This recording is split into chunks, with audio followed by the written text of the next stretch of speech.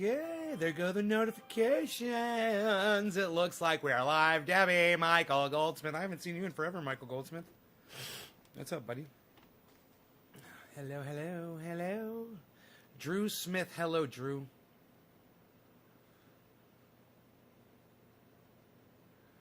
How are you? How are you?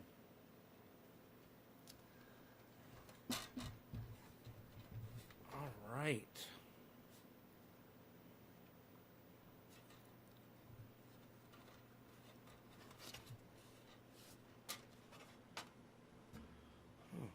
Oh, right.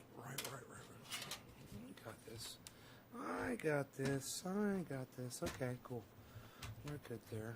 We're very good, you. You, my friend, you're very good. You. Cat.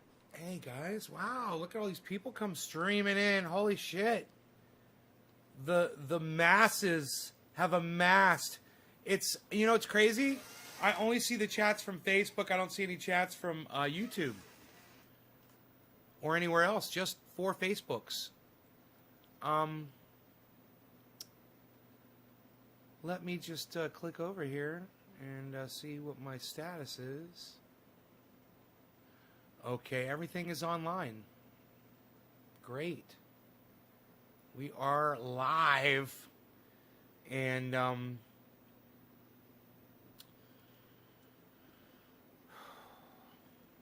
why you Beezlin? Why you Beezlin? Camera number 1. Camera number 2. Camera number 2. Camera number 1. Camera number 1.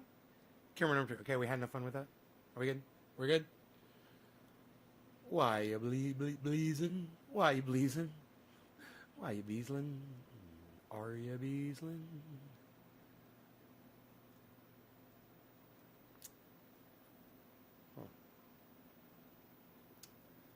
So, yeah, man.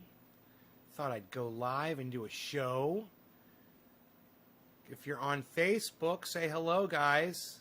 Go ahead and say hi in the chat so I can see that you're here. We good, you good, everybody good. I got to walk in with Beezl tonight, and we must have hiked a mile in my yard, and we were just trampling all the stuff that that Mark and I just did with the skid steer. You know, just it's so nice, man. The hiking roads out there. It's, you know, just when I thought it couldn't get any better, man, it's gotten so much better. It's so awesome. Guys, remember yesterday we were talking about when Bitcoin drops under 50, probably be a good time to buy, and it was under 50 all day today. The end of the day, man, it's come up. Now it's at 50,200. And I was able to send Ron Flacone his gift, which was great. Graham I couldn't do, but I'll be able to do Graham tomorrow. So, and Ron said thank you. He got it. So that's really cool, man. You know, none of that's getting charged to YouTube. None of that's getting, nobody's making fucking cuts off of that. In fact, if I go from Coinbase to Coinbase with them, it's like 0.01 of a fucking penny or something to make the goddamn, to make the transfer. They like charge you almost nothing. Like a percentage of a percentage of a percentage.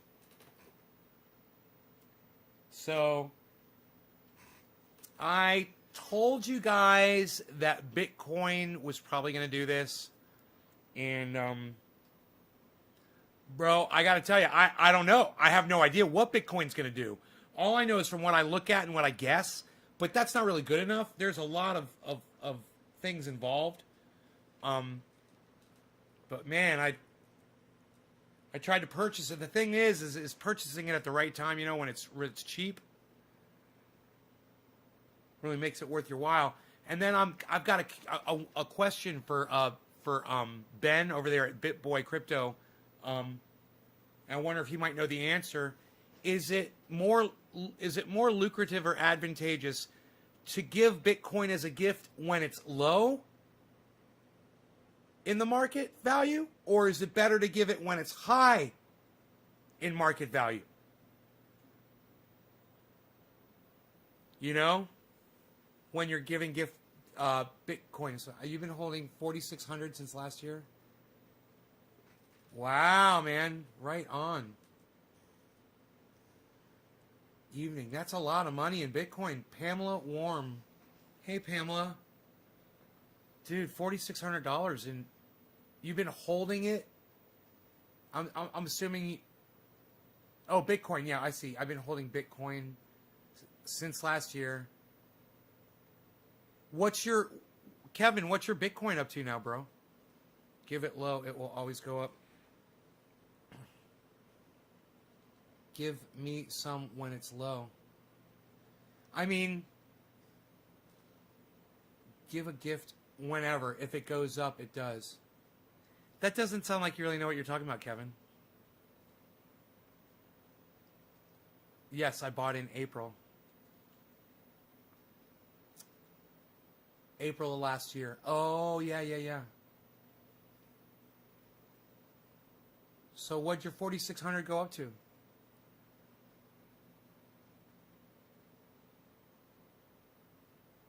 There will always be a bubble.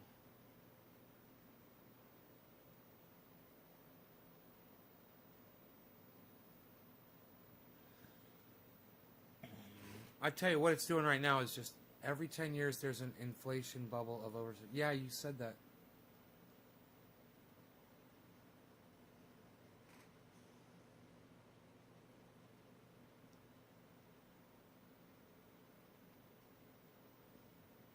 Why is it every 10 years, Ronnie?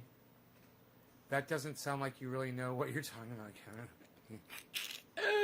I'm holding 3.9. What, dude? You got 4 fucking Bitcoins, bro? Dude, that's $200,000, man. Your fucking $5,000 is now worth $200,000. Are you fucking kidding me? This is fucking real talk right here, folks. I mean, it's about time. You know, you got somebody come in here and say, yeah, this is what I did, this is what I got, blah, blah, I got 200,000 in Bitcoin. Wow, bro. So what's your plan, man? You got a plan? You just gonna sit on it? Do you ever take any out? Or have you've never taken anything out, or have you taken out, like, a Bitcoin already, you know?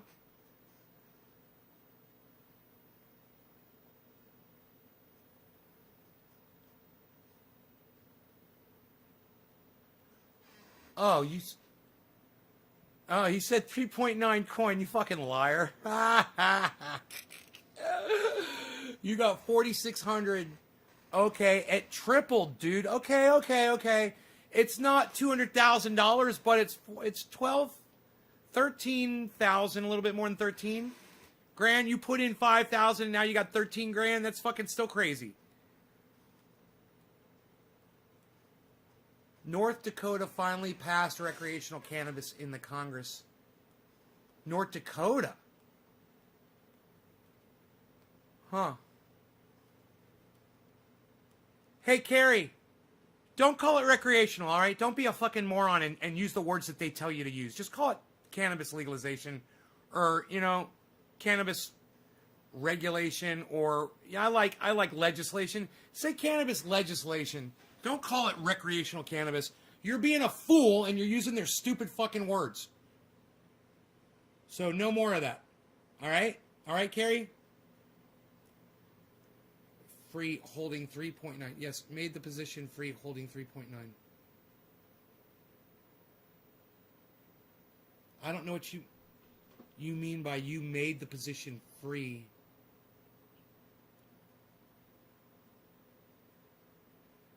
Coin is the new gold. I bought in at 4,600 getting 3.5 coins. When I was correct and is your initial assessment, I spent more in the initial investment. So when I was correct... What? Kevin, I do not understand what you're trying to tell me. They're looking for another word. Just say cannabis legislation, Carrie. Cannabis legislation. Laws regarding cannabis. Yeah, they're looking for another word besides recreational. They should just call it cannabis. They should just call it cannabis laws, cannabis legislation. They don't need to find another word, these fucking douchebags. Oh, we gotta find another word. No, you don't. Just call it cannabis. Tell him, Carrie. Tell him. Tell him I told you to tell him that. Bastards. And tell him I told you to call him a bunch of bastards, too. I like your avatar, Carrie. It's nice. It's nice to see your face.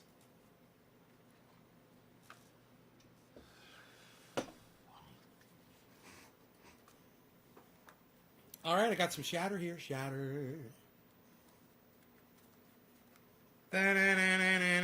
Shatter. Ah, Shatner. I am in space. Space. The final frontier of Shatter. William Shatner. Captain James T. Kirk. Starship Enterprise. 5-year mission. I don't see why Bitcoin is not the new gold standard, and if currency does go digital Bitcoin. Ronnie, because Bitcoin could fail tomorrow. That's why. It's not gold. Nobody is holding on to a chunk of fucking Bitcoin. It's all electronic. And even though all of you, people out there that say, oh, it's blockchain, so it's safe, what about a virus? What about the power goes out? Like it did in Texas. Let's say some of those Bitcoin blockchain servers were in Texas. Let's say that happens to the entire east coast of the country. Let's say it happens to the whole fucking world, man. Where's your Bitcoin then? So when I think of my buddy, one of my buddies that watches this show, and he invests in gold, and he says everyone should, he's got something to show for it, and he doesn't have to worry about it disappearing overnight. You're sure it's backed up? Well, Ronnie, that just shows you what a fucking idiot you are. You're not even listening to what I just said. Let me rephrase it. What if it's all gone tomorrow, Ronnie? What if you don't have access to it? Nobody does. What if it's all gone?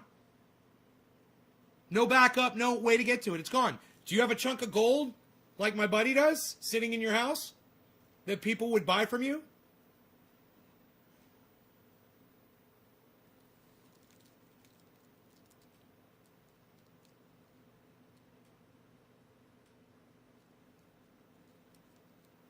Jason Renzulli?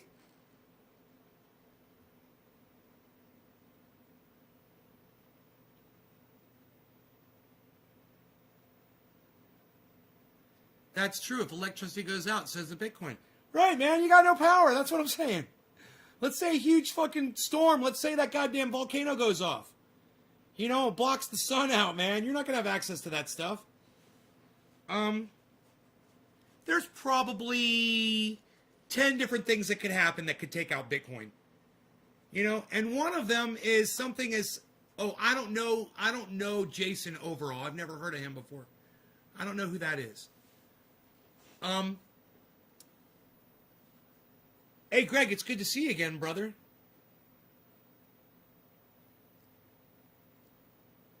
Bitcoin is a way to diversify your portfolio. It would take a complete breakdown of society to make it crash. Right. Hey, Ronnie, it almost happened when COVID came through, bro. Society almost broke down right then. And then when that storm hit Texas, or when that giant fucking storm hit the east coast of the United States and New York lost power, you remember that shit? Things happen, man. Planes crash into the World Trade Center. The hackers come up with a new virus. Anything electronic, man, I don't care what you say. Some fucking kid could write a goddamn virus, mark my words, it might happen, that could take out all of Bitcoin. And you could be like, oh, but it's on blockchain, and it's safe, and it's inaccessible to blah, blah, blah, blah. Yeah. It just takes some fucking 13-year-old kid, some little fucking genius, to sit behind a computer for a little while. Man, these little fuckers are working on it right now. I guarantee you. There's some little kid somewhere trying to figure out how to crack fucking Bitcoin.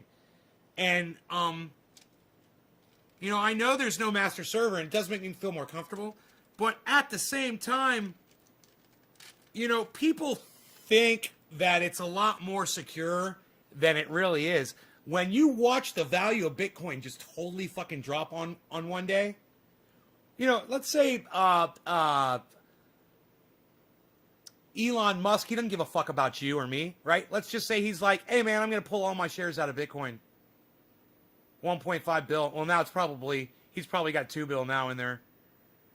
You know, and he's like, yeah, I'm just going to take it all out and let the chips fall where they may. And then that crashes the goddamn market.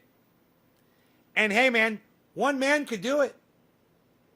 He could pump it up. He could fucking take the air out of it. You know, and anybody else that wanted to do it, like Bill Gates or any massive billionaires out there, you know, someone from Dubai that had a shit ton of money, it's just like, hey, man, let's do what Elon Musk did. Fuck it. Yeah, it could happen. You lost 22% in one night, and then you got it all back, and then they pull you back in. El Padre says Bitcoin. Yes, Bitcoin. That's what we're talking about. You buy in at that point. Yes. When fucking the whole goddamn thing collapses, that's when you buy in, but it might not ever go back up again. You know? Yes, I like to see that. I like to see the stocks when they're low. I like to see them when they're high. When they're low, I like to buy them, and when they're high, I like to sell them. El Padre says Bitcoin again. El Padre, if you spam my stream for no apparent reason, I will just block you. I'll just block you because you already strike me as a stupid little fucking cunt bitch. But maybe your computer is just echoing, and that's okay. But if you fucking do it again, bro, outsters. Don't do it again. Don't spam my fucking chat for no reason. You got something to say, fucking say it. We don't take spam. We don't take too kindly to spam up in this chat. You little fucking Halloween troll bitch ass.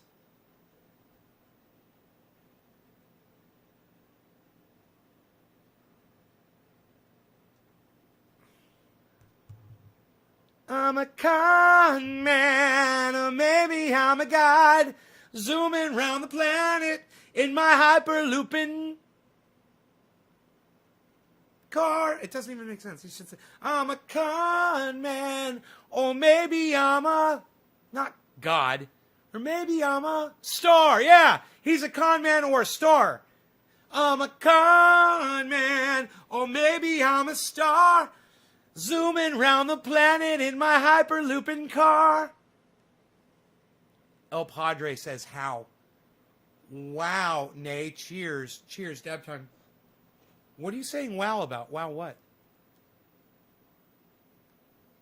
Why are you all saying wow? I know you're not all saying it, but why are you saying wow? What?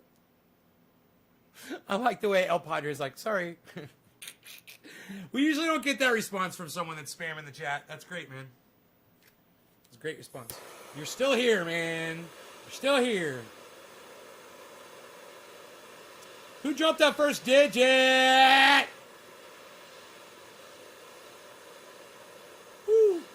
Who dropped the first? Who dropped the first digit? Who dropped the first? It was nobody. Nobody dropped any digits. Wow, look at y'all, bunch of noobs. Bunch of noobs up in here. Oh my God, what did y'all get together before the show and said, let's not get nay high? Wow, the entire, wow. It's not a fake name. El Padre? Yeah, it is. It's not your fucking name. Your name's not El Padre. You fucking idiot. You're a goddamn troll bitch. And who's that in your avatar? Who's that little black and white picture in your avatar? Looks like fucking Adolf Hitler. Don't tell me you look like Adolf Hitler. Charles, thank you. Cheers, Charles. You're the first person to drop a digit, bro. And I highly appreciate Charles Wasick or Wasick. Thank you, buddy. Or I'm just going to go with the soft C. El Padre is the father. Yeah, I know what it means. It's not his fucking name.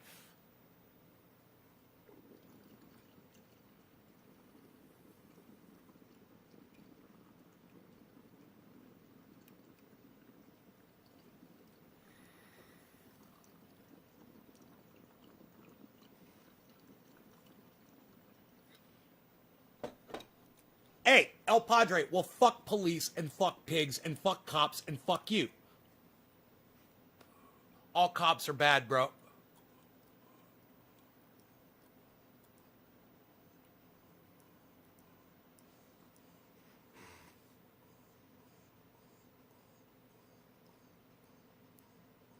Oh, I was close when I said Adolf Hitler. It's a fucking pig, just the same fucking thing. Like the pigs that let those fucking protesters into the fucking Capitol. Fuck them. If they'd done their job correctly, those people would have never made it to the fucking steps. Fucking idiots. That was actually really tasty. Hurts my throat. But it tastes good. Hurts my throat though. Because what he looked like? Because he looks like a fucking... Because he looks like Adolf Hitler with a pig hat? Why don't you go by your name and your picture, bro? You know? Like Kevin Stevens. You know? Or Greg Torres, I think. I don't know what Greg is over there, actually. I think it's him. I don't care what you put up for your face. I'm just saying, I can't see you. I know that's not you. I know that's not your name. You're a fucking phony bitch. If you're going to be on social media and you're going to come in my goddamn live stream where I keep it real, I would think that you would keep it real with me too. You know? Show me a little bit more respect than that. And coming in with your little fucking troll account.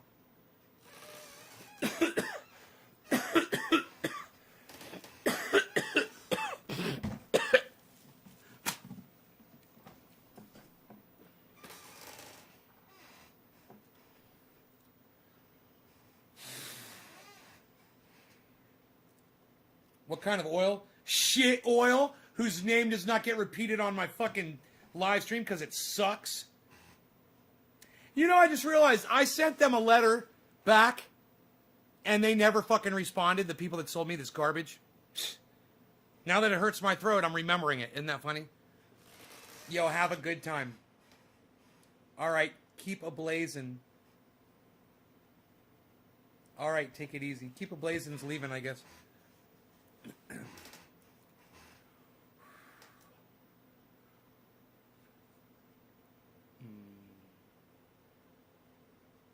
I guess Keep a Blazin' got upset because I couldn't see his face on his fucking live, on his avatar.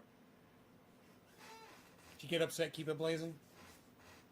Did I hurt your feelings? Freedom. Freedom.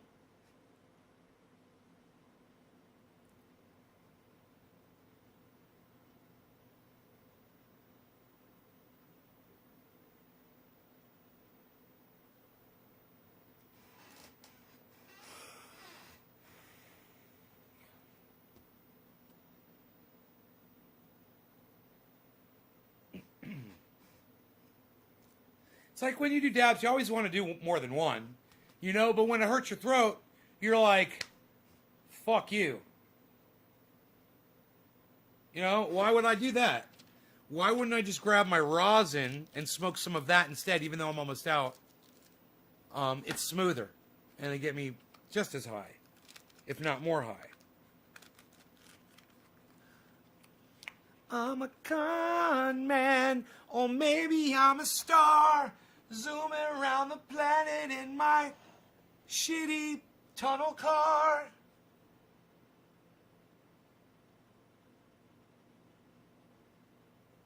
Maybe I'm a god. Psst, he should have said star. Totally would have been better, bruh. Totally would have been better, bruh.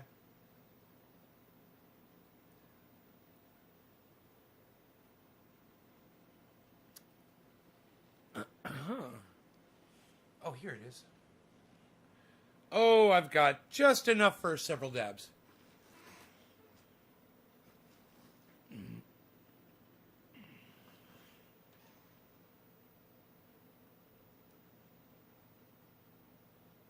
It is a beautiful world we live in.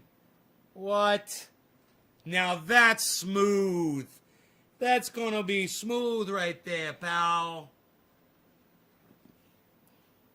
Not this dispensary garbage.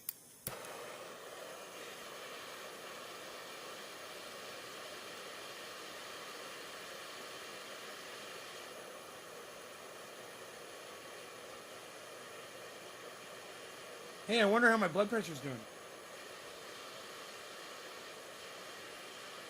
That thing, that watch doesn't check the blood pressure. It doesn't even have a health monitor. It does have a step counter. But, yeah, I was like, hey, it's quarter of the hour. Who am I smoking for? Who's dropping digi-doos on me? Who's dropping digits? Charles. Come on, who else is going to drop a digit? You guys, are you serious? You guys, none of you guys are sharing this video on social media anywhere and dropping a digit in here to tell me that you've done so? Have any of you shared this on social media?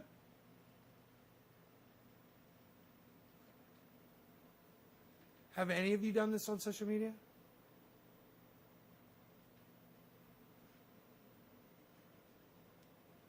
Hey, Doc Collin, Docky, Doc, you saved the dab. Thank you. Cheers.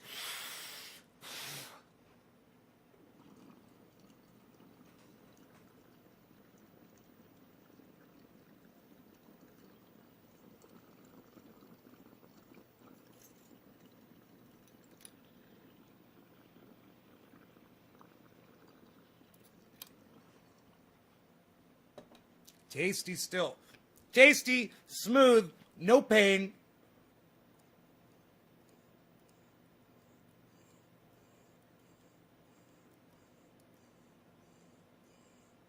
My rosin that I squish is better than fucking shatter. Higher quality.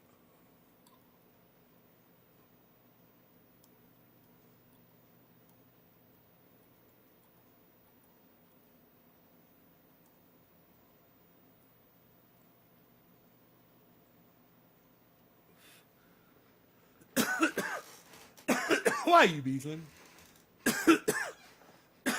Beezlin went to bed. Like I told you, I took him for like a mile walk on the property, and he walked and walked and walked, man. You dropped to 7 earlier? I didn't see that. What? Did I zip past it? Charles?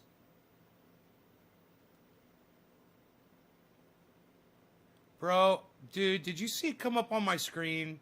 Because I don't see it, man. There's Debbie. The very first text was from Debbie, then Michael Goldsmith, then Drew. Bro, if you don't see it come up on my screen, I'm not going to see it, man. You got to know that. If you drop a digit and you don't, and then you got to wait and see if it's on my screen, man. Come on, bump it, you know? Think of something else to say after you type it. Say, yo, I dropped a digit for you, bro. After you drop the digit, you know, push it up there, bump it. Bump it, bump it up, bump it, bump it, bump it up. There's Doc.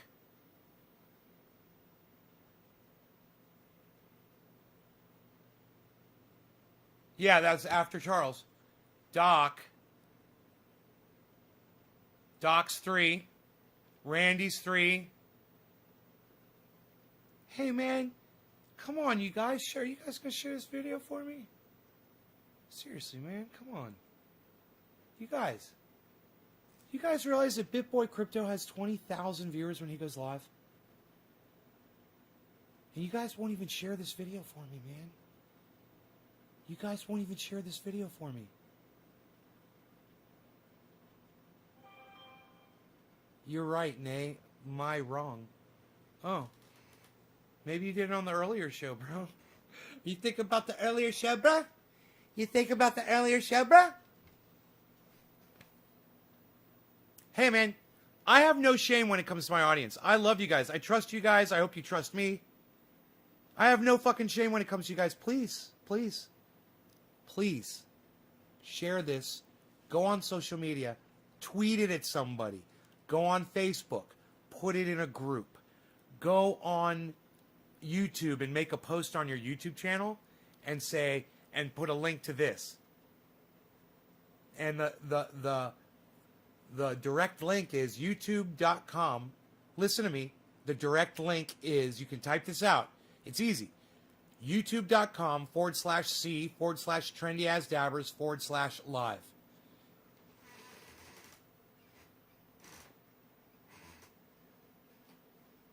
That's the link, and it should work still. And it's the letter C. youtube.com/C/trendyasdabbers/live. C Trendy As Dabbers Live. Separated by forward slashes. I should, dude.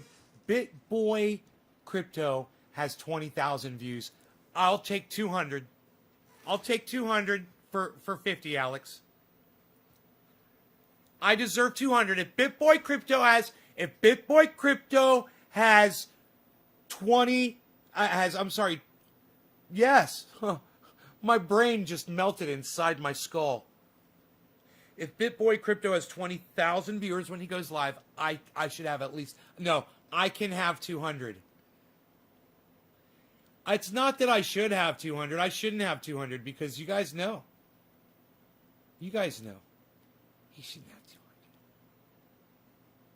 200. I'm not going to share it. No, so I begged you guys.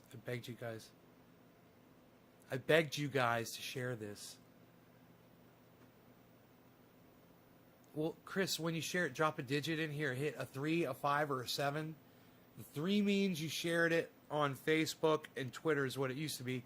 Well, let's just say the 3 is Facebook. I like that. You shared it on Facebook in a group, 3. You share it on Twitter, 7. You host it on your channel, like Twitch, 5. 357. One of those numbers, depending on what you did.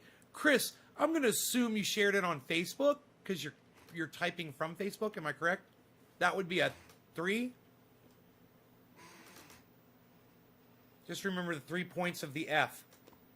The top, the left, and the right. 3. There you go. That's the 3. It makes it easy for me to find when I'm scrolling through. Like this, Randy Church. He's next, man. Randy Church. We're doing dabs, bro, and I'm gonna end up finishing my dabs. God,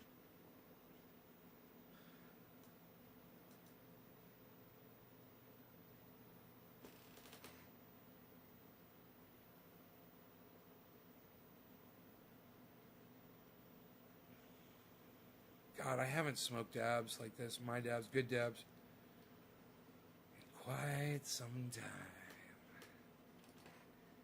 This is gonna be good. This is going to be a good dab. I'm gonna like this dab. I'm gonna smoke this.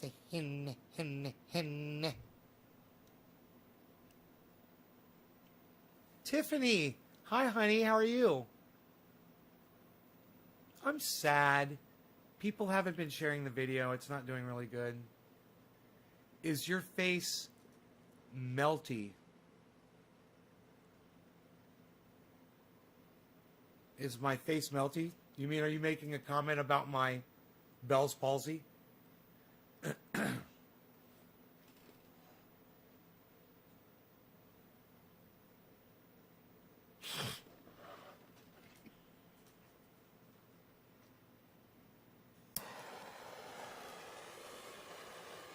That wouldn't be nice. I'm sure you didn't mean that.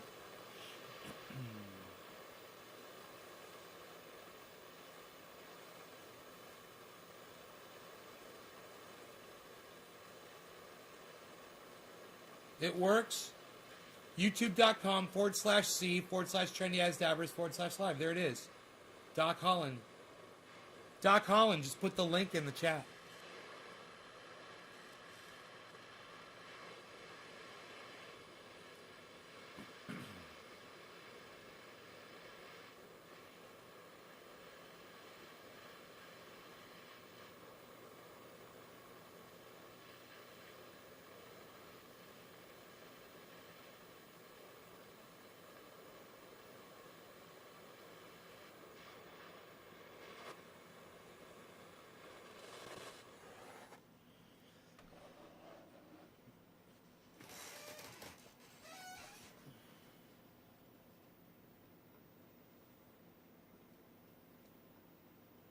You'll share the video now. 3 groups. Tiffany, thanks. Thank you.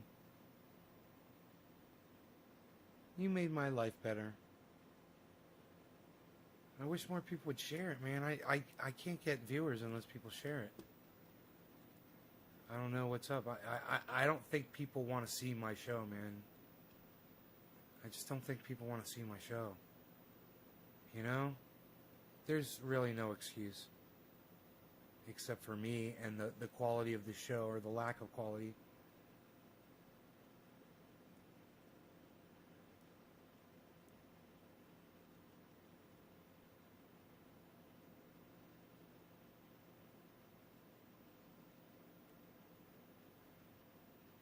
Okay, there's 24 people, not including Trovo. So thank you for the 24. That's actually, I'm happy with that. I didn't think there'd be that many, because there was such a poor response in the chat. So thank you for that, for the 24 of you that are here. Cheers, everybody. I forgot who this was for. God bless America.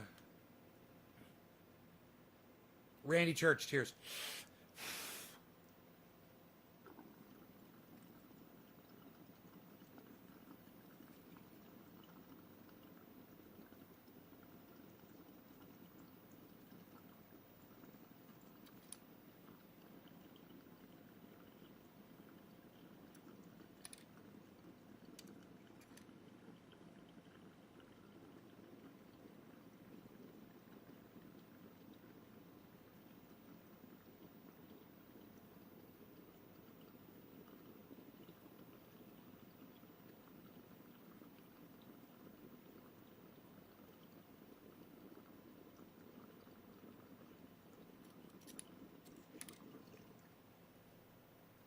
Still smoking.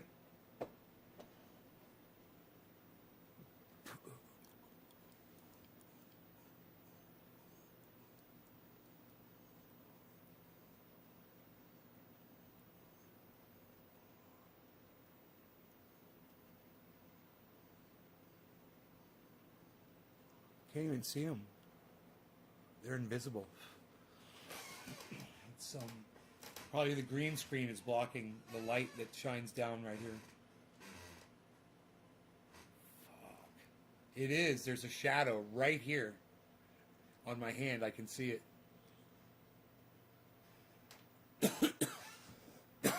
Huh. Right there. Yep, all of this, it's all shadow.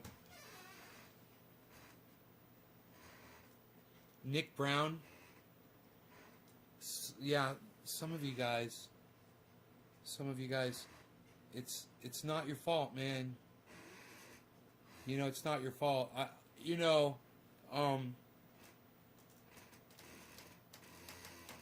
don't deserve to have people watching the show, man.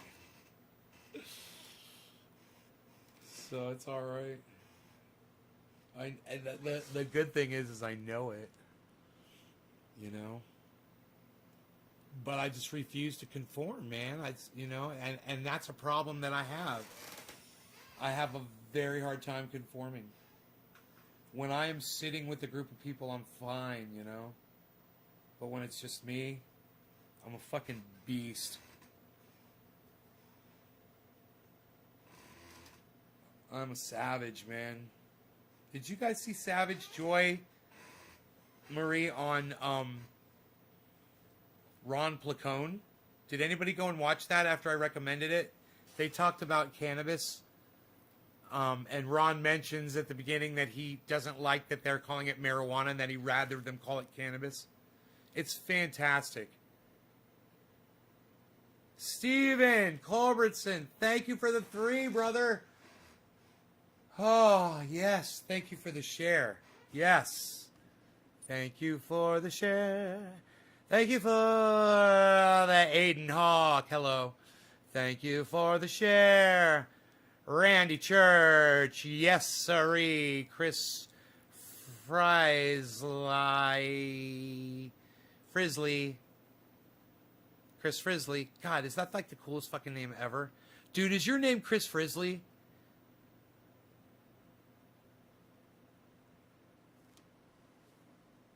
Chris, is your name Chris Frisley? Is that really your name?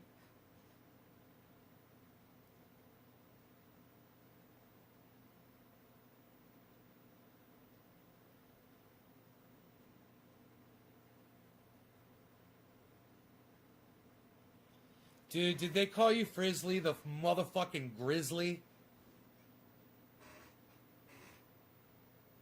Dude, tell me your name is Frizzly.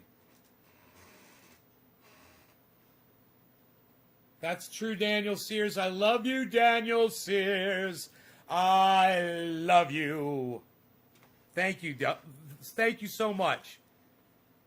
Calling it weed, dope, or anything else degrades it. And calling it cannabis starts a conversation like the one we're having right now. Right, Daniel? Now we're talking about it. All the straight... If you take a 1 gram dab... See, spacebar, that's the problem. Is all the things, spacebar, that I offer you on this show, and you still demand more in order to just hit a button for me. Do you realize that?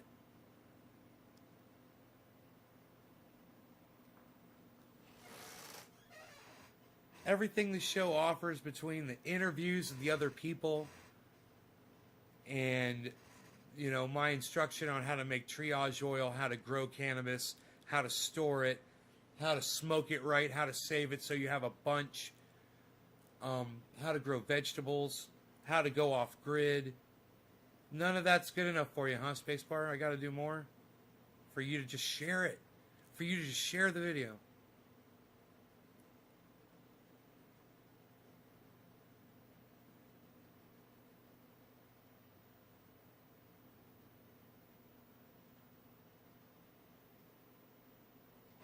I'm so happy for you, Nate, getting into Bitcoin. I love to see the excitement having someone else.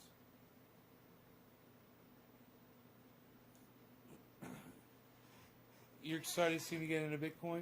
Would you still watch me if I wasn't into Bitcoin, bro?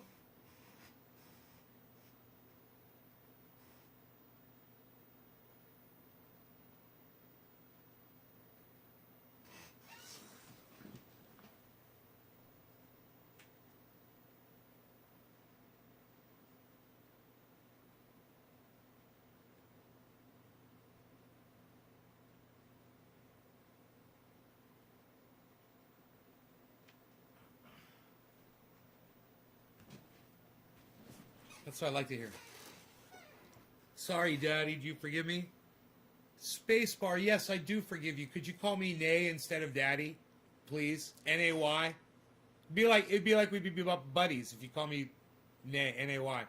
What's up, Heavy Padilla? Chilling in the hill with Heavy Padilla. I watched you before I got into Bitcoin. Fuck yeah, son. You helped get me into Bitcoin, bro. You realize that? You and Graham Elwood talking about it. Stephen Colbert. No, not Stephen Colbert. It was John Oliver talking about it.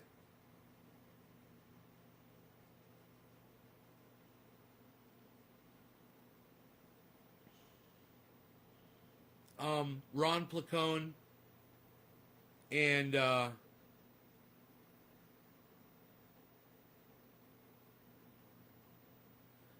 more people from the audience here asking me and mentioning it, and I was always against it, always against it, always against it, and then someone got me to look at it.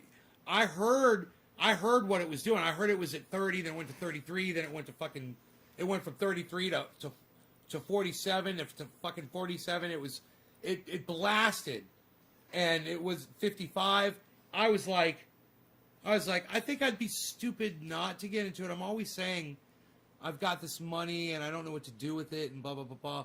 Why don't I just take some of it and put it on that and see what it does? And then if it, you know, and I diversified too, man. I put my money on other stocks.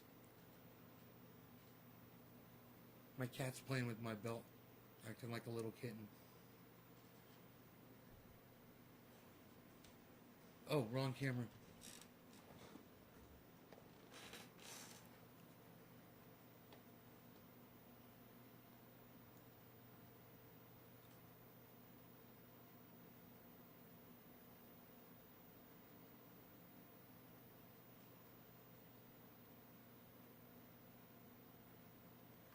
It's like he knows when I put the camera on him, man. Little fucker.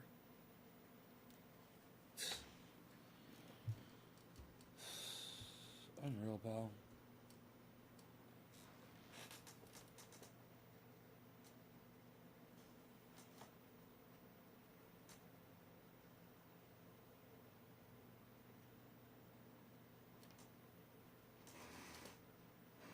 Yeah, I know, Killer GB. I know it's been you, but you're not the only one. You're not the only one that's been coming in talking about Bitcoin. There were several people.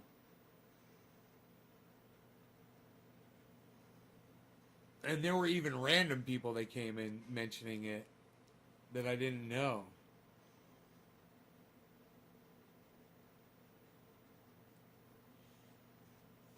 But, you know, you were mentioning it, and I was like, yeah, I know. I'm hearing what it's doing because it's all over the fucking news.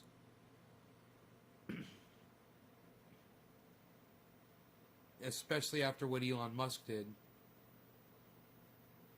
You know, and then they're just covering it all the time.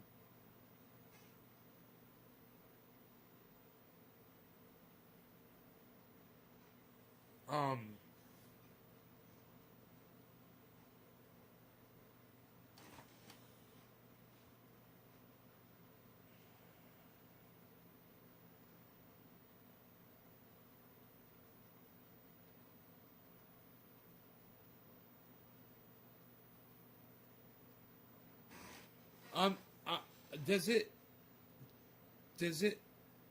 Killer GB, were you here when I asked, does it matter if you send someone a gift of Bitcoin when the market's low or when the market's high? Does it matter to either you or them? Or is it the same regardless what the value is at that time? It's...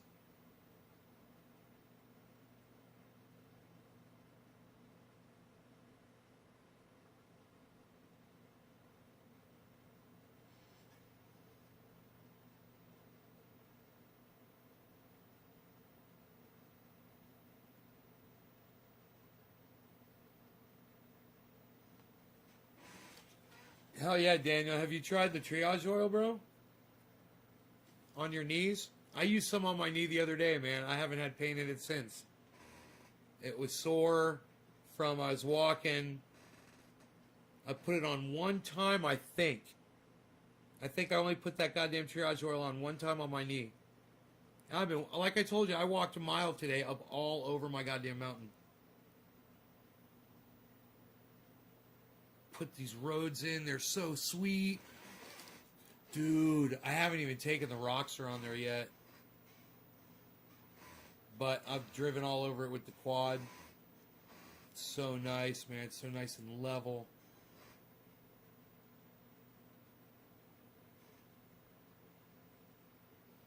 Oh, it's only 3 ingredients. You can make it yourself, Daniel. Do you do dabs, bro? Do you do dabs out of a rig like this, man? You empty the water out of it, and then you put alcohol, 99.9% alcohol in there, and you switch it around. Warm alcohol works great. Switch it around. It loosens all that stuff up, and it completely liquefies it. It goes in the alcohol. And you take that while it's liquefied, and you pour it into a dish, and you evaporate the alcohol out completely, get all the alcohol out of it, and then you're left with reclaim oil. Do you have any reclaim oil? Have you saved any reclaim oil? Ever? You have like a little bit saved up?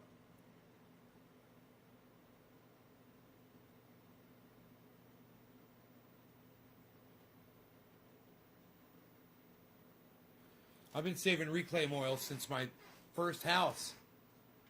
I did a video in my first house about reclaim oil.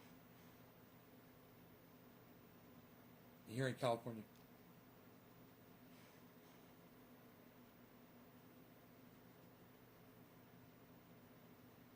All right, killer. I'm sending them both the exact same amount.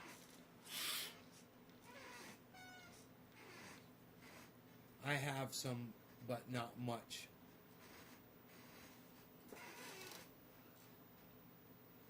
I have some, but not much.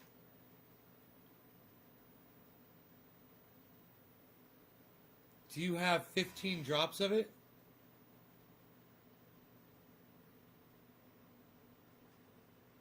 You have 15 drops of reclaim oil?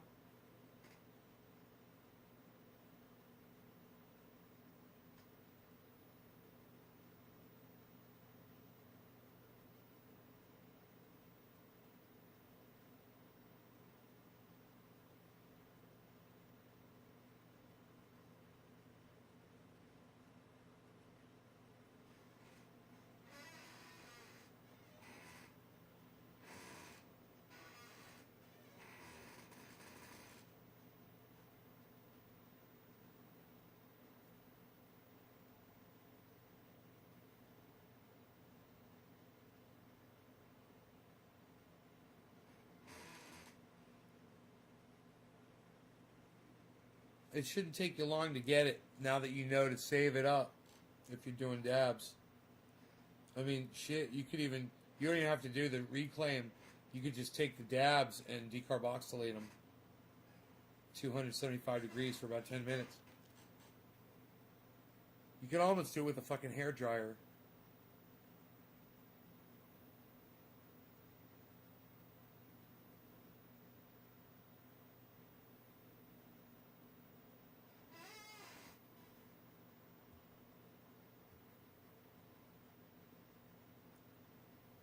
You mix 15 drops of 15 dabs, 15 drops of dabs. They're not 15 dabs. It's 15 drops of reclaim oil, right? With 15 drops of coconut oil. Mix those together, liquefy them. You just have to get it warm enough to liquefy it. It doesn't have to be super hot. Once you liquefy that, get 1 ounce, get a 1 ounce jar, and you put 1 ounce of coconut oil in this jar. Take your now it's 30 drops of 50-50 that you just made, which was 15 drops of coconut oil, 15 drops of your THC oil, which was your reclaim. And it doesn't matter what strain you're smoking. And then you put in 7 or 8 drops of peppermint oil. And then you shake it up, and you've got this. And you get the peppermint oil from Amazon or all over the internet. They've got peppermint oil. Just get a good quality peppermint oil. And be careful. Peppermint oil is dangerous. It's very strong. It's very strong. It can blind you. I put a couple of drops of peppermint oil in this to train the dog when he was younger. I would just spray a little bit on anything that he would chew on, and he wouldn't fucking go near it. Then, come to find out, this stuff works on cleaning windows and glass. You fill this up with water, you put a little bit of fucking peppermint oil in it, and it streak-free glass cleaner. I don't know if anybody knows about that. I don't know if I made that up. I mean, I know I made it up, but I don't know if people already know about it. But I'm telling you right now, fucking peppermint oil is glass cleaner. It smells nice. It dissipates. And it's streak-free fucking glass cleaning. Here. Check this out. Watch this. Alright? Watch this. Look at how fucking dirty this is. With the fingerprints and the fucking smudges all over it. Watch this shit.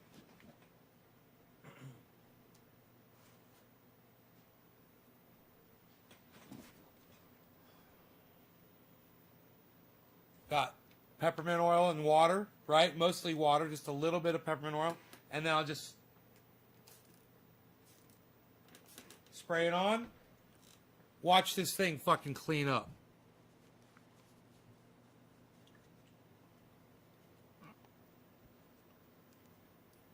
Look at that shit now. Dude, you're reading the logo through the glass.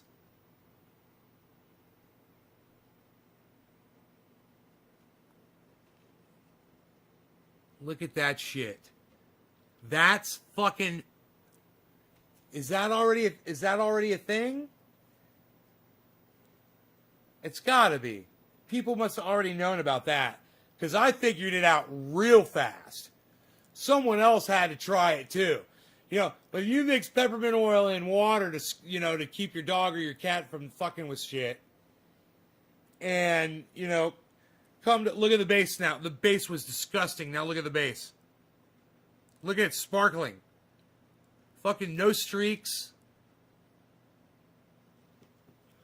And if I wanted to clean the inside, I would just take the rag like this, right? And spray a little peppermint oil on the rag, right? And then take it. Oh, it smells so nice. And then just take it and just put it right down inside.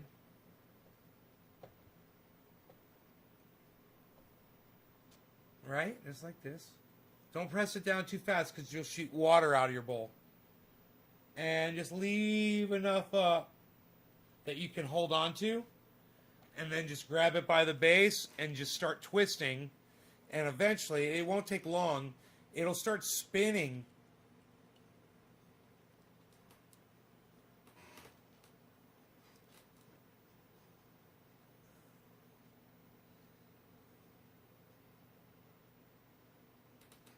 Inside there.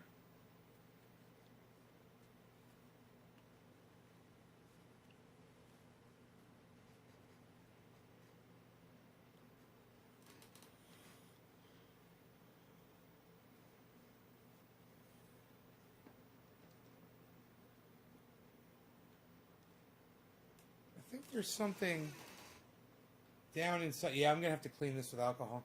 There's some smudge inside there. There's a little smudge inside there from some resin. Man, it looks nice and clean like that, though. Nice and clean and shiny.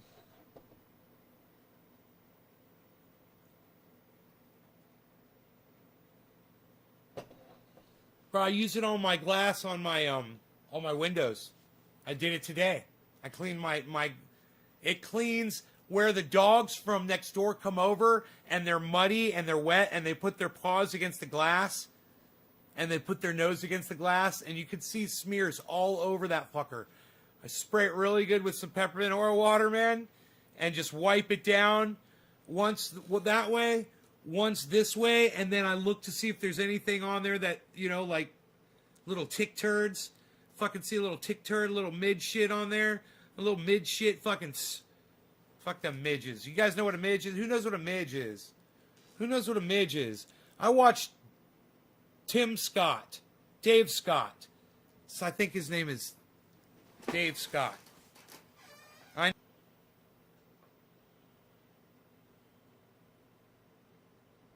We had a different name for him in Florida.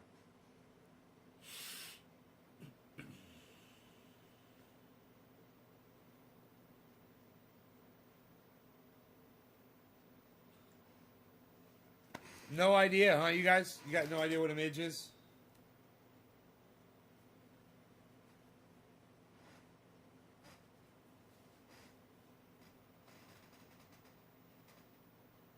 Not even a guess?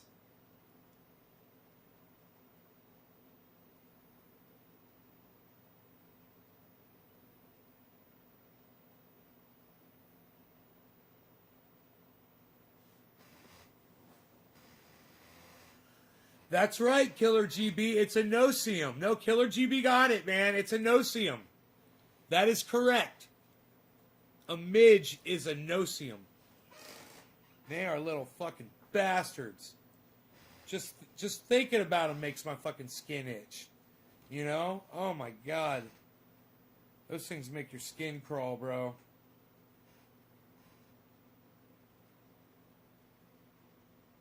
They sting. And, you know, you pretty much can kill them. Man, if you saw what a midge looked like when it's sucking your blood, that's what they're doing. Those tiny little no-seums, they're sucking your blood, believe it or not. Bro, I saw a close-up of a midge sucking blood, and I was just totally disgusted. Did you know that mosquitoes in Alaska can kill a fucking newborn calf by literally draining it of its blood? They kill animals like that all the time, mosquitoes in Alaska. You know why they're doing that now? Climate change. You know why I know that? Tim Scott, Dave Scott. Whatever, dude. Whatever this fucker's name is, man. I think it's Dave Scott. Science fucking channel. He's fucking awesome.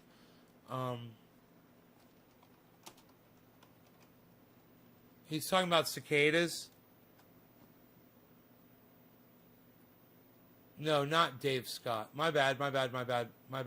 Not Dave Scott. Fuck. What's his name?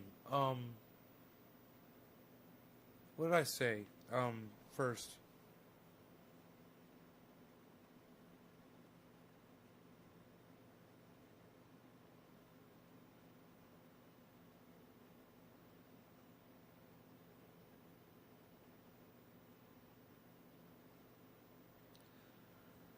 Maybe he doesn't use his name. Hold on.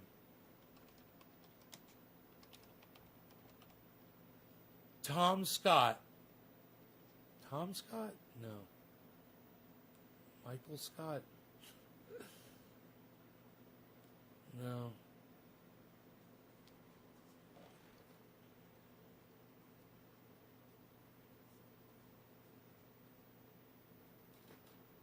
I forgot his name, man. I forgot his channels. Maybe if I go through my library, I'll see some of his...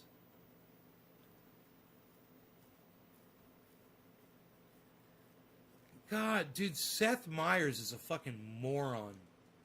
He's got no comedic value whatsoever. Man, it's just so fucking unfunny.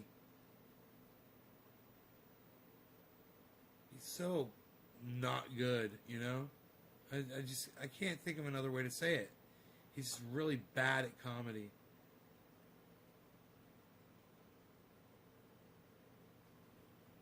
His name Dave Scott or something? What's his name? Tim Scott? Oh, is it Tim? Maybe it's Tim Scott? Is it Tim Scott? Why is that popping in there? Tim Scott. Tim Scott.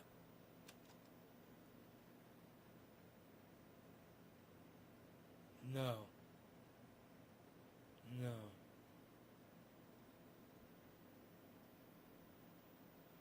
No. Oh, isn't that funny? Isn't that funny? I forgot this guy's fucking... I forgot his name.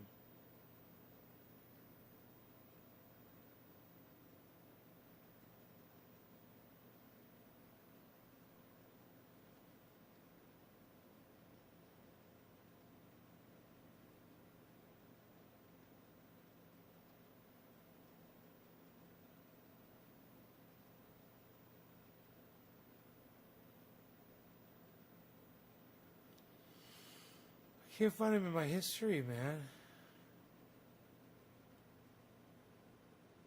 Tom Scott? He's not British. This guy's not British. He's American.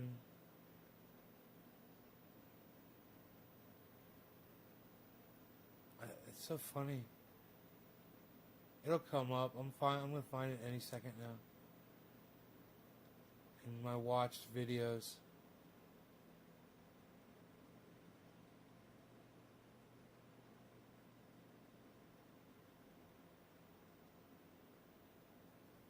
Oh, is it Joe Scott? Dude, I think it's Joe Scott. I think it's Joe Scott. Joe Scott.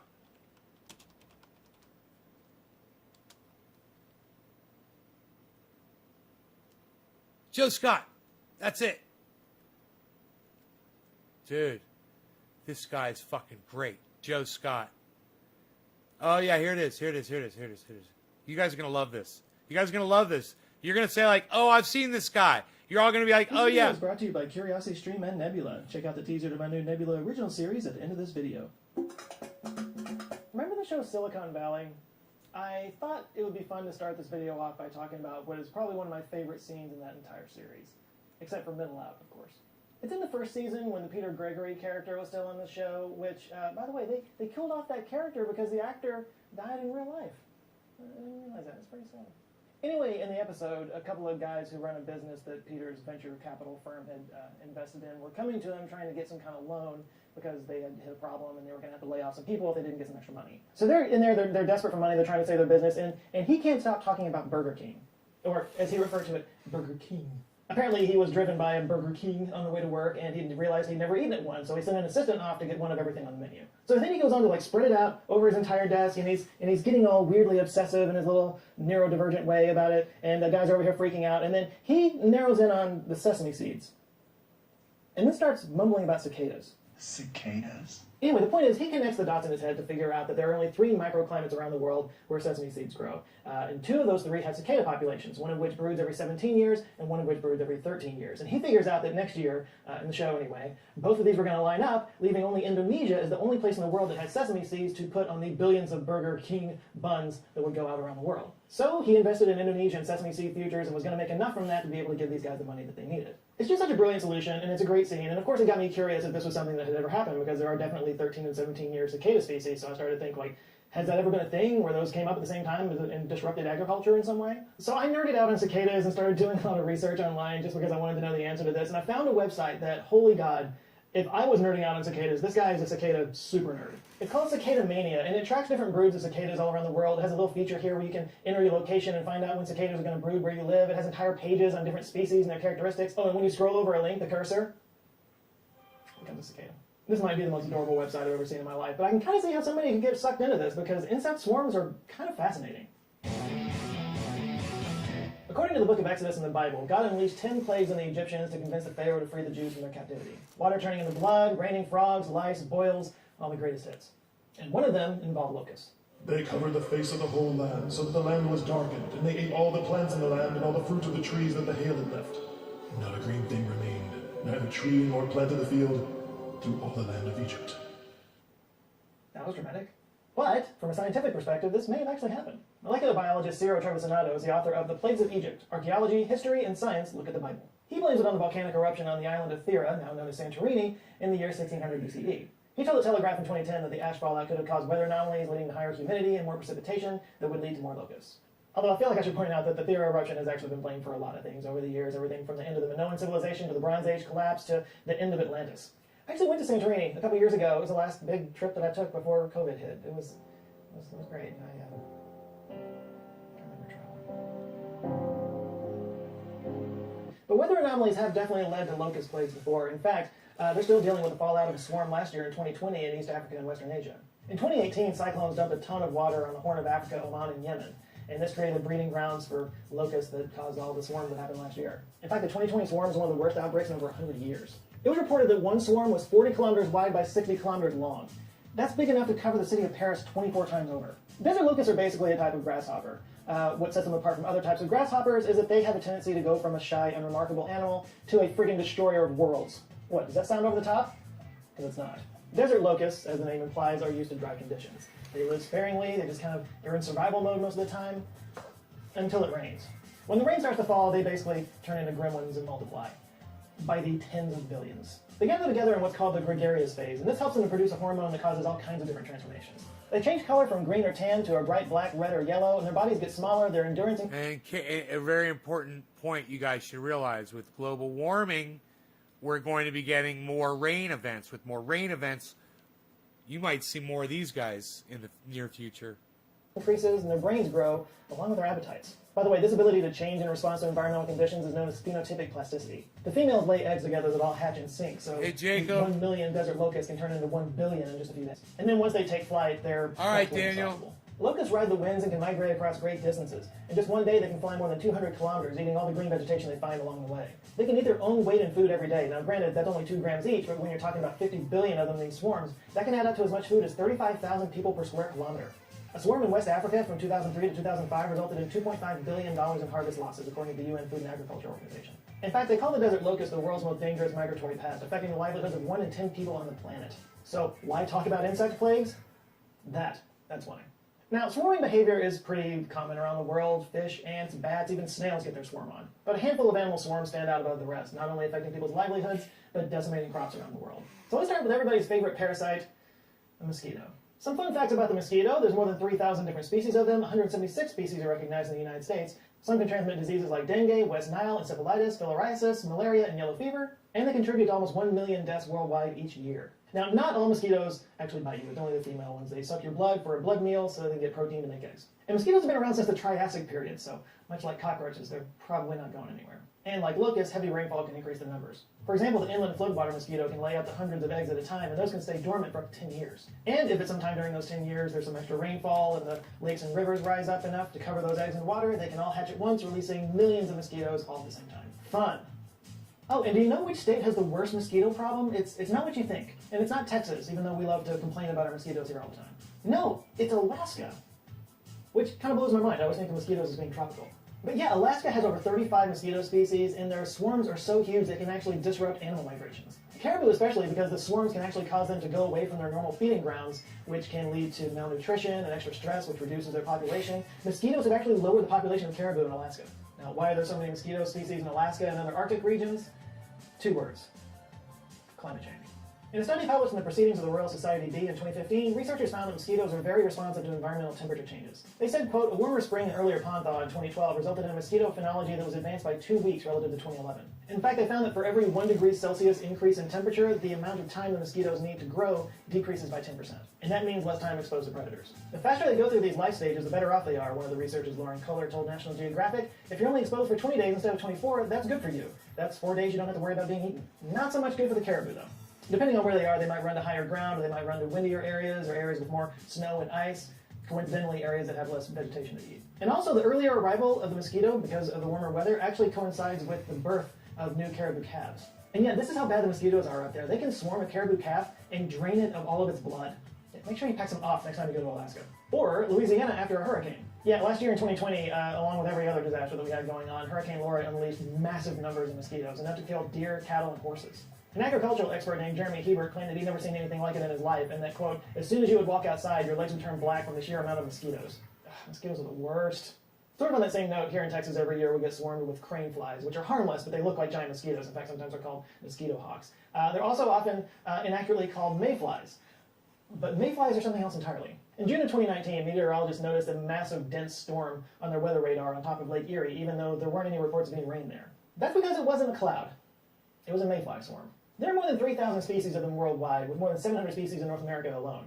Mayflies hatch from their water larvae state in late spring and continue over the summer, hence the name mayflies. And when they hatch, they do it all at the same time, creating a mass of mayflies. So we experience mayflies as these massive swarms that only happen for a few months at a time, but they actually live most of their lives in water. Once they hatch from the water out of their larval stage, they only live for a short amount of time, usually just a few days. They live for such a short amount of time outside of the water that most adult mayflies don't even have mouths. They just exist off of the stored nutrients that they have.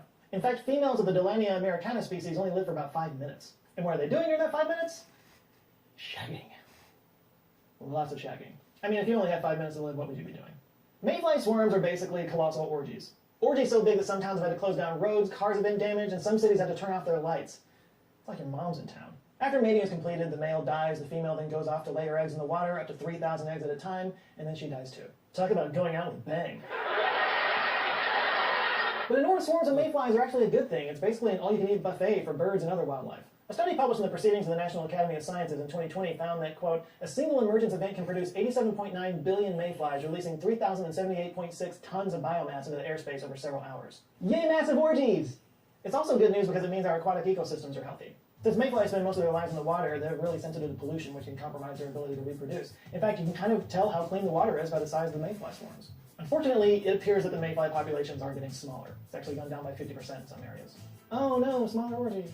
A couple of suggested reasons include, of course, climate change. It's thought that the warmer temperature might reduce the oxygen levels in the water, and fertilizer runoff from farms triggering algal blooms that put toxins into the water. Whatever the cause, it's not looking good. According to that study I just mentioned, quote, if these population trends continue, persistent environmental changes could threaten to once more extirpate Hexagenia mayflies from North America's largest waterways, making this ephemeral spectacle and its vital ecological functions a thing of the past. Hashtag save the orgies. Next up, let's talk about midges. Midges are kind of tiny little flies, most of them are harmless, but we're going to talk about one specific family, Ceratopogonidae, also known as the biting midge. Look at that. For various reasons you can probably Look at that fucking There are thing. more than 4,000 species of them, with more than 600 species in North America. Also known as no-see-ums, 5-Os, and punkies, biting midges may cause itchy skin lesions and allergic reactions, and they primarily develop in wet or marshy soil because, like mayflies, they spend their larva stage in fresh water. But unlike mayflies, they spend their time outside the water much longer, from up to 2 to 7 weeks. And they do have mouths. Like mosquitoes, it's the females that do the biting, again, for protein, for egg production. And some species pick certain other species to feed off of, and some of them are more general. The feeding periods are different among the species, too. Examples include the Leptoconops species feed during the day, the Culicoidus species starts at dusk and continues throughout the night, and certain species in the Culicoidus genus, which like to bite humans, are often attracted to light and will enter homes to feed. And what drives those midges to swarm? You guessed it, Frank Stallone. There's probably just like 5 people that are old enough to get that, but I don't care. No, they do it for reproduction. It's that whole thing again. According to Dr. Henry Disney from the University of Cambridge, males will produce a sound and a smell signal to attract the females, and they'll usually swarm around a certain object so they have a point of reference. According to Dr. Disney, sometimes they gather in such numbers that they make huge towers. So many midges once swarmed the Salisbury Cathedral that a fire brigade was called because it looked as if the spire was swathed in smoke. And it turns out there's some really interesting math involved in midge swarms. Other swarming animals like birds and fish or herding mammals exhibit something called global order. That means that most of the members retain a uniform distance from each other and their changes in direction and velocity are common. But midge swarms are different. This was brought forth by U.S. researcher Akira Okumbo back in 1986. Okumbo showed that midges move randomly in direction and acceleration in a swarm.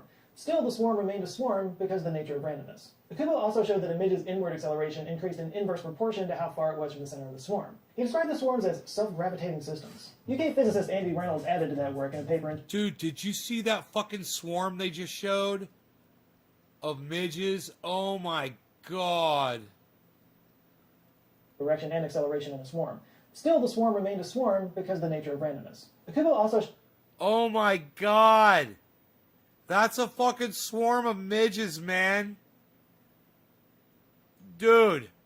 Could you imagine being in the middle of that? Breathing them fuckers in? You're breathing them in. Could you imagine if you were in that?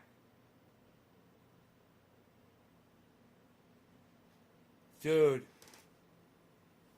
Look at that.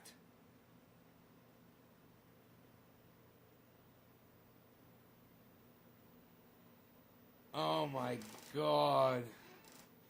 So Joe Scott's channel rocks. You guys, you should all subscribe to Joe Scott and let him know Nays Garden sent you. Not that he cares.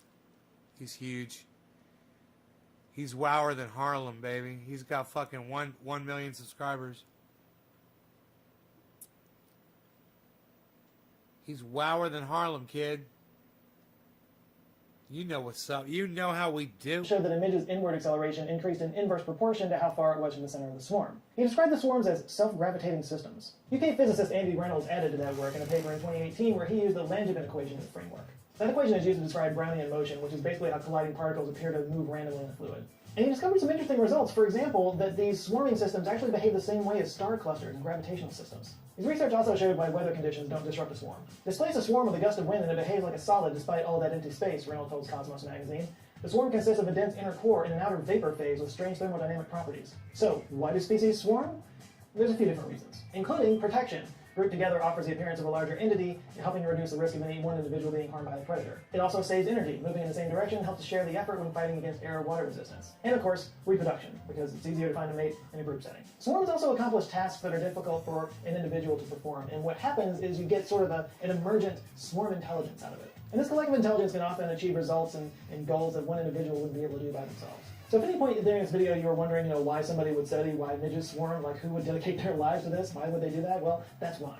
Because there's a lot that we can learn and apply when we study how emergent intelligence comes out of very simple creatures following simple directions. For example, learning about swarm behavior could help finesse drone or robot behavior, maybe even help control how information is spread through social networks. According to Dr. Maria Orsagna, bats can teach drones how to navigate confined spaces without colliding. Fish can help design software for safer driving. And insects are inspiring robot teams that can assist search and rescue missions. And with 7 billion interconnected people on this planet, it's kind of hard to argue that we're not swarm animals ourselves, especially when it comes to our sharing of information. Collective swarms of human behavior can lead to destructive mobs or spreading of misinformation. Or our collective behavior can produce breakthroughs in science and technology that can improve the world in a myriad ways. Understanding swarm intelligence can give us a better handle on which direction we could go as a species.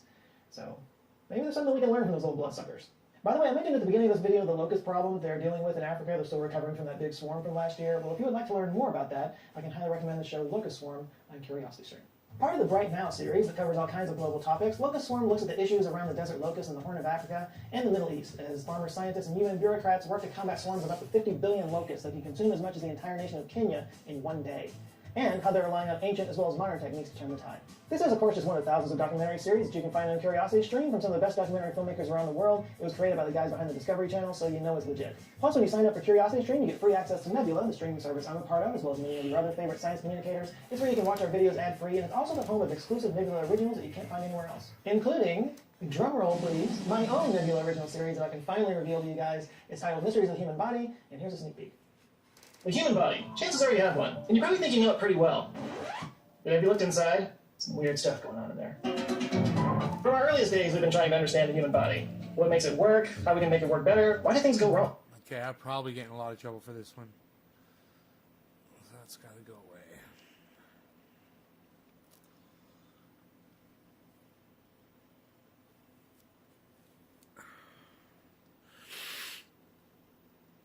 You guys are a lovely audience. We did some long shows today, huh? I will see you guys tomorrow. Take care, everybody. And go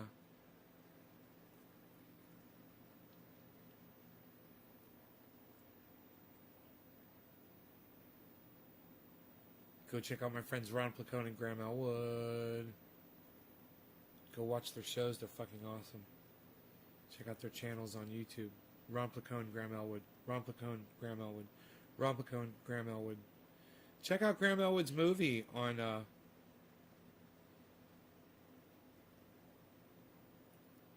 YouTube. It's called Earbuds, but it costs like $4 to rent or something like that. But it's really good. Earbuds by Graham Elwood.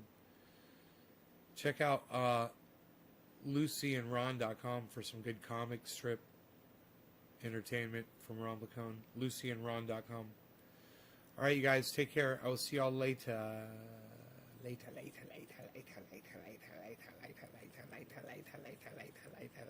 Goodbye.